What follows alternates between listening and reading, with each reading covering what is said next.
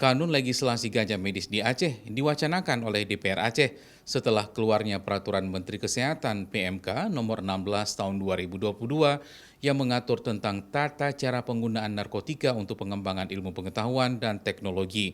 Peraturan itu telah ditandatangani oleh Menteri Kesehatan RI pada 8 Juli 2022 lalu. Tanaman ganja tak asing bagi masyarakat Aceh sejak dulu. Ganja kerap dijadikan sebagai bumbu tambahan masakan, terutama untuk menambah cita rasa masakan. Bahkan ganja juga dipercaya masyarakat sebagai obat yang mujarab untuk penawar penyakit tertentu.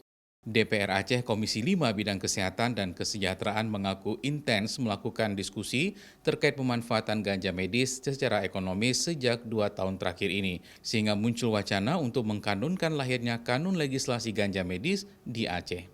Kewajiban ya bagi kita di saat dana otsus berkurang, ini momentum, kemudian begitu keluar PMK, nah kami mencoba menganalisa dan mencoba mengkaji untuk bisa mengimplementasikan PMK tersebut, kemudian menuangkan ke dalam satu regulasi yang memang ini menjadi sebuah kekhususan bagi Aceh, itulah Kanun Aceh tentang legalisasi ganja medis.